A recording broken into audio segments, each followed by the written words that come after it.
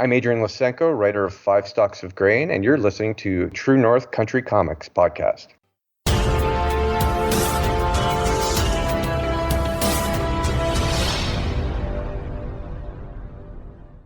Welcome to the True North Country Comics podcast, dedicated to promote Canadian comic book and graphic novel creators and supporters. I'm John Swinimer. If you want to drop me a line, you can contact me at john@truenorthcountrycomics.com. On this episode, I chat with Adrian Lysenko about his graphic novel, 5 Stalks of Grain. This podcast is available on Apple Podcasts, Google Podcasts, and YouTube. If you want to help the site and the podcast, please consider supporting the effort by chipping in at ko-fi.com/truenorthcountrycomics. That's coffee.com/truenorthcountrycomics. Your patronage is greatly appreciated. Adrian is a writer, editor, and journalist who has worked in Ontario, Alaska, the Northwest Territories, and Nunavut. He's a winner of the Taras Shevchenko Emerging Writers Competition and the editor of the arts and culture alternative, The Walleye magazine. Adrian lives outside Thunder Bay, Ontario. His newest project is 5 Stalks of Grain, illustrated by Ivanka Theodosia Galadza and published by the University of Calgary Press. As historical fiction, the story of 5 Stalks of Grain is set in 1932 as famine rages across Ukraine. The Soviet government calls for the harshest punishment for those who keep for themselves even 5 stalks of grain. When their mother is accused of hoarding and summarily killed, Nadia and Taras must leave their home on a desperate quest for survival. Attempting to navigate a closed country, to stay together and to stay alive, Nadia and Taras must face secret police, soldiers, and fellow citizens forced to abandon charity and sometimes even humanity in the face of impossible hunger. Unsure who to trust, unable to find refuge, they search for somewhere, anywhere, where they can be safe. And so, without further ado, here's my chat with Adrian Lysenko about his graphic novel, 5 Stalks of Grain. So, Adrian Lysenko, thank you very much for taking time to chat with me. Oh, thank you for having me. I appreciate your time. Before we get started, though, with the questions, I want to ask you, what was the first comic book that you read? My early memories was, I remember getting my hair cut or going to the convenience store with my mom and picking up Batman or maybe Teenage Ninja Turtles. But I think the first comic that I really could read and kind of comprehend to a point was Jim Lee's X-Men #1 that came out in 1991. Yeah, I remember my mom got that. I don't know if it was a 3-pack or something like that, because I know it was a series. And I still remember that. I don't have it. I don't know what happened to it. Maybe my mom, hey, whatever. She gave it to me so she can take it away. Sold it in a garage sale. But I just remember that fold-out panel. And I was just getting to the point of, even though I didn't understand everything that was going on. But yeah, I was just blown away by that. So yeah, I think that was the first comic that I read. Well, definitely a good inspiration there. But I'm wondering, who or what inspires you to create today? There's lots. In terms of who, I would say, starting with Canadian content, I'm a big fan of Chris Burton and I believe it's Alexander Forbes' Hobtown Mysteries. We kind of have 6 degrees of separation with Chris, and he actually read an early draft of our graphic novel and gave some incredible constructive criticism. A big fan of that. Conundrum Press, what they're putting out, drawn and quarterly as well. But on the flip side, away from the who, it's also whatever I'm reading. I've just finished a French graphic novel. I believe it's pronounced The Grand Odalisque. A Fantastic Graphics put it out, and it's about 2 female art thieves. Pace is incredible. It's funny. It's sexy. It's just a great comic. And then in terms of going away from the who, I think because a lot of my work revolves around historical fiction, I'd say history itself. I don't go looking out for historical events to seek inspiration. It's usually the other way around, if that kind of makes sense, where I stumble across something and then whether at that time I realize it or not, it just stays with me, and then kind of I get that inspiration and that seed is planted and it turns into something sometimes. Very good. At least. Yeah.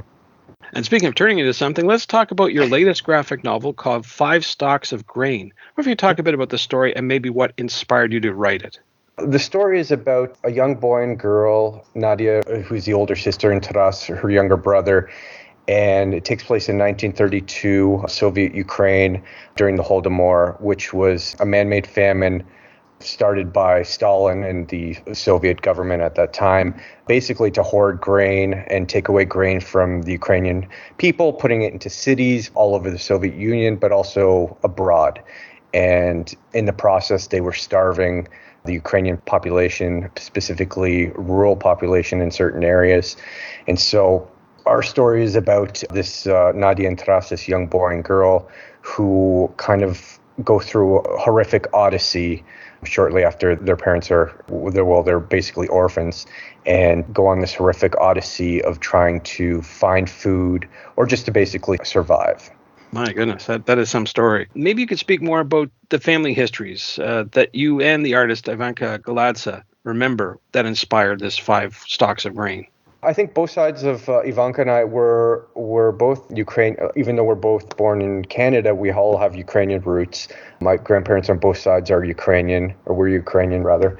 That being said, they never experienced the Holodomor. They were very fortunate in that regard.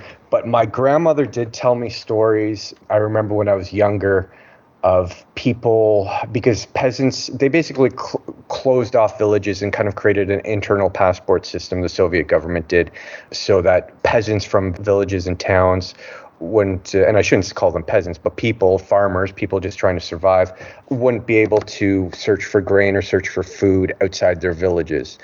And they would go into the cities, and my grandmother would remember people coming to beg for potato peels, bread crusts. And my grandmother was very young at this time, but she remembered it for the rest of her life. That had a profound impact on her, and her telling me had a profound impact as well. And those stories stayed with me for the rest of my life. And even my grandfather on my mother's side was very much active in the Ukrainian community in Toronto. And I think it was the 70th anniversary, I can't remember exactly, of the Holodomor. And there was a card, a painting depicting a woman, I believe, starved to death in a barren field, face down. Even though I didn't really know to the extent the gravity of what the Holodomor meant at that time, it stuck with me as well. And so I guess the kind of the combination between the stories and this image and other images I saw later on when I had more of an interest in history, and specifically history in Ukraine, kind of combined into this graphic novel in some ways. This book, The Five Stalks of Grain, is sort of being published around the time of the 90th anniversary of the Holodomor incident. What does that mean for the Ukrainian diaspora in Canada? Can you talk a bit about that? Well, especially with 90 years, it's very, it hits home for a lot of people, whether or not they had family members who were affected by this. But I think more so this year, it really affects people because of what's going on right now with Russia's invasion. Basically, what we're seeing is sadly history repeat itself, where what the Russian fascist government is doing amounts to genocide. They're trying to wipe off Ukrainians off the map. And this is no different, in my opinion, what Stalin had tried to do in the 1930s and going on until his reign until 1953. So I think this means a lot for people, especially with regards to what's going on in Ukraine right now with the Russian invasion. I know that we're all focused on what's happening right now, but very rarely do we look at the past. And perhaps, your graphic novel will be a way for people to, who are not familiar with it, sort of become a little bit more aware of the situation that history does repeat itself. Do you think that's what your goal is for this graphic novel? Oh, absolutely. Absolutely. I really like history. I'm not limited to reading Ukrainian history or any specific around that. But to be honest, I don't know if my background wasn't Ukrainian, if I would know about the Holodomor. So it's definitely a very important thing for us to bring this awareness around this horrific genocide that happened. Right. Well, I want to switch gears a wee bit and talk about the art. Now, sure. I wonder if you could address how Ukrainian religious tradition, nature, and spirituality have inspired the art and story in Five Stalks of Grain. Sure. Yes. A big concept of the book is, and this is kind of a kernel how the idea started, was I was going down a research rabbit hole, and I came upon the concept of toll houses, where I think some Eastern Orthodoxies believe that when the soul goes to heaven, it encounters these various toll houses, they call them, where there's various demons accuse it of various sins and try and basically drag it down to hell. And this concept stuck in the back of my mind. And then I don't know how the two ideas came together, but I thought the story would translate very interesting, setting it into 1932 during the Holodomor, where basically you have these two young characters who are basically just walking through purgatory and experiencing these horrific things and having these demons, so to speak, or these challenges kind of drag them to hell, where they're kind of on this hell already. So that was a big kernel of the idea. So involving that as a spiritual thing, nature plays a big course into it. Ivanka and I knew earlier on, we were discussing, I was really inspired, even though it's not similar in content. I'm a big fan of Lone Wolf and Cub, just the contrast. And I thought it would be really interesting visually to apply that there. Setting the story in winter, birch trees work perfectly for that contrast. And a lot of the story takes place outside. And so it's very akin to nature, and that kind of ties into the spirituality. Like, I wouldn't say the spirituality with regards, yes, we talk about toll houses and the religious aspect, but there is a bigger spirituality with regards to nature as well. Right. Now, you've mentioned Ivanka's name. She's the artist on the graphic novel. I wonder if you could talk a bit about the collaboration. How did you two work together? Did you come up with the story first and say, okay, Ivanka, away you go? Or was it a back and forth type of thing?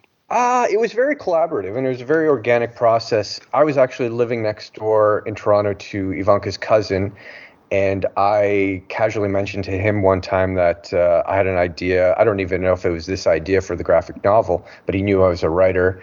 And he mentioned that his cousin, who was living in Montreal at the time, was also interested in doing a graphic novel. I think we met by chance at a summer solstice party in Southern Ontario shortly after that.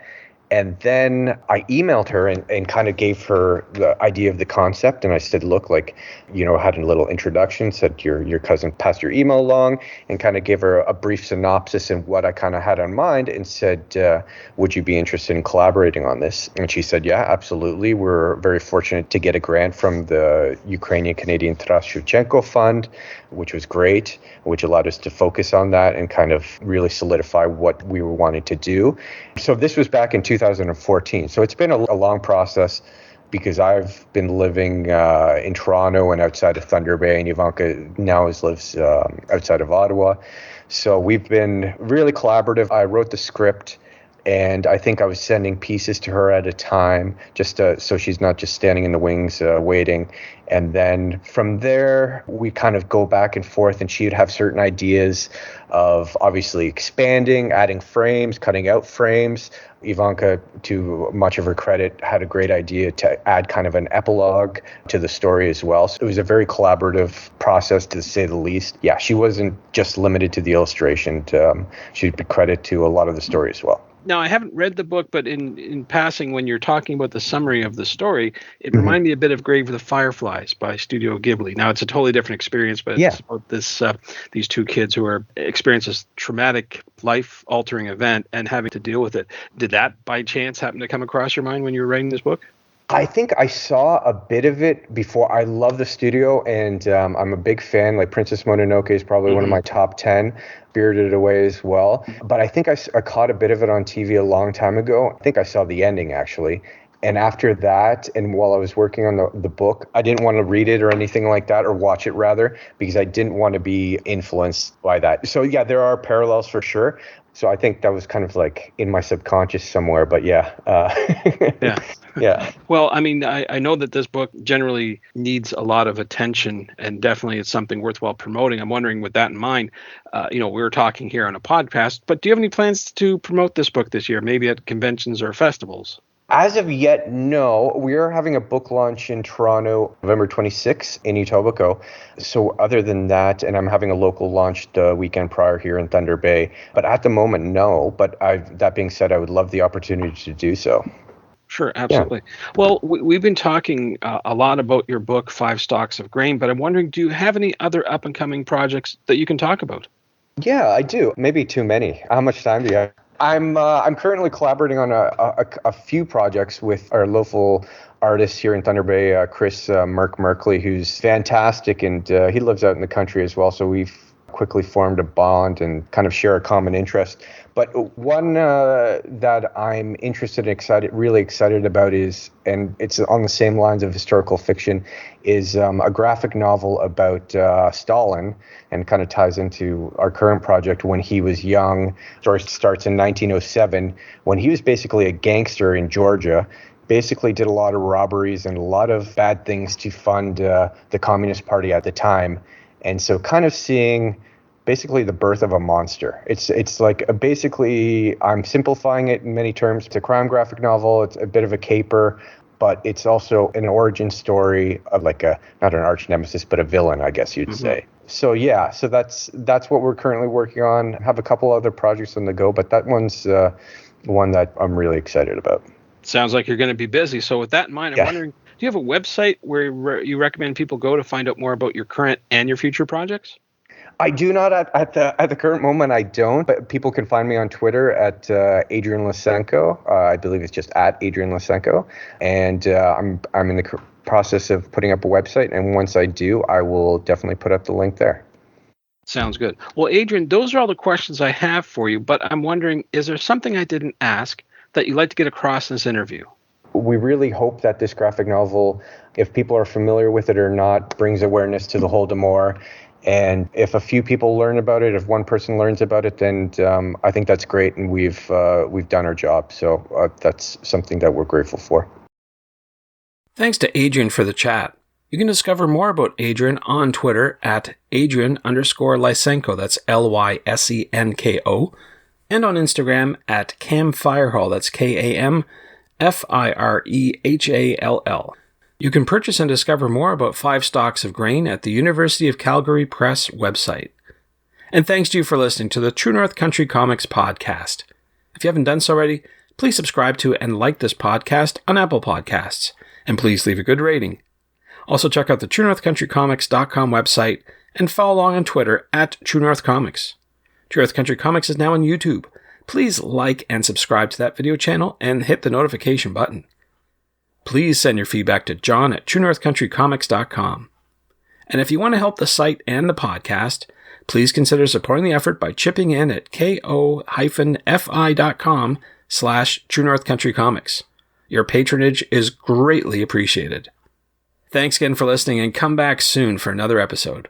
Bye for now. True North Country Comics Podcast is copyright True North Country Comics, copyright 2022.